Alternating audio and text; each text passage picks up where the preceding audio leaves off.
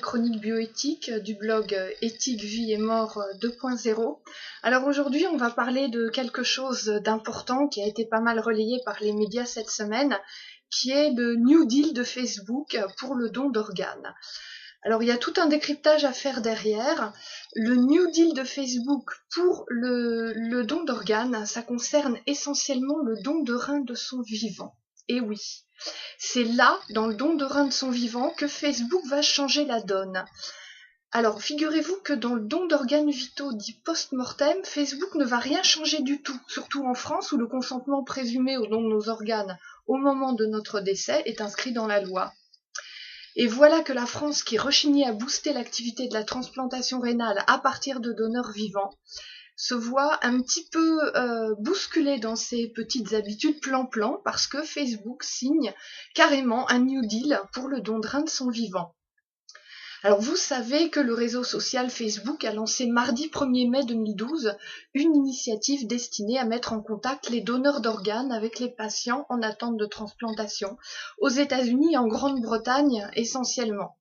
Alors, puisqu'en France, le don de nos organes vitaux à notre décès est présumé, il est inscrit dans la loi, le dire sur Facebook ou pas ne change rien à la chose.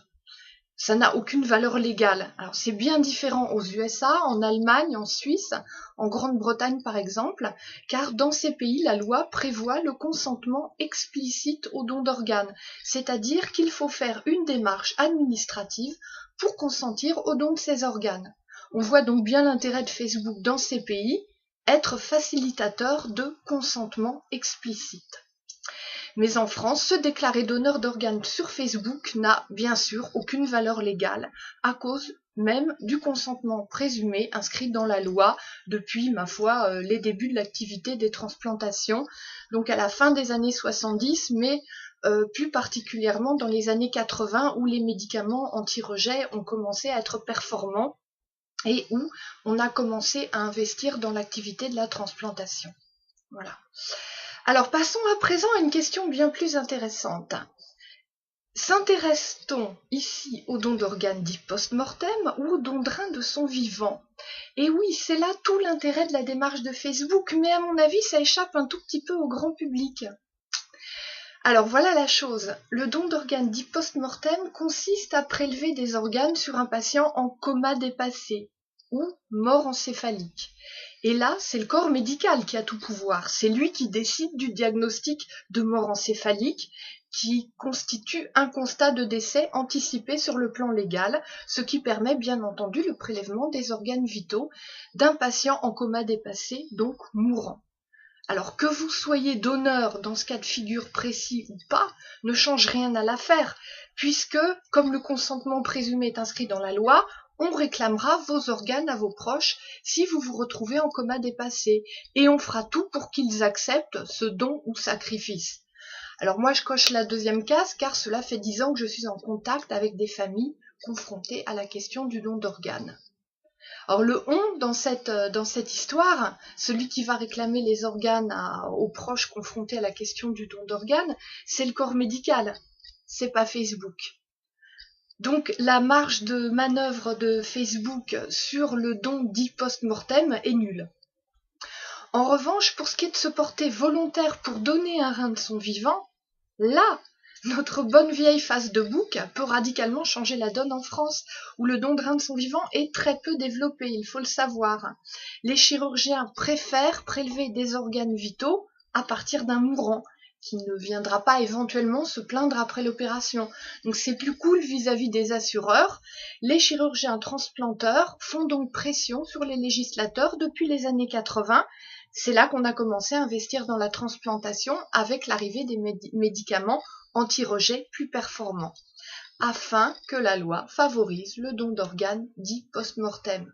Résultat des courses, plus de 90% des organes greffés en France proviennent de mourants, mort encéphalique, accident vasculaire cérébral, donc coma dépassé.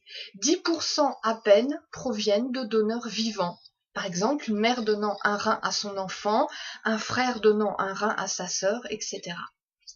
Donc à mon avis, notre chère bonne vieille phase de bouc va changer la donne. Les gens motivés pour donner un rein à leurs proches en insuffisance rénale et inscrits sur une liste d'attente pour une transplantation, alors le rein est l'organe le plus demandé au monde, mais ces gens-là, ils vont se signaler sur Facebook. Des groupes sociaux vont s'y créer, regroupant les éventuels donneurs de reins vivants, afin d'effectuer sur toute l'Europe ce que l'on appelle des dons croisés.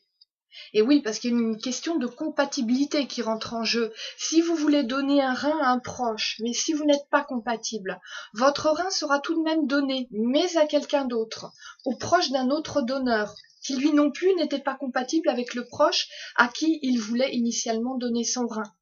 Mais il s'avère qu'il est pour votre proche, qui attend un rein, donc croisé.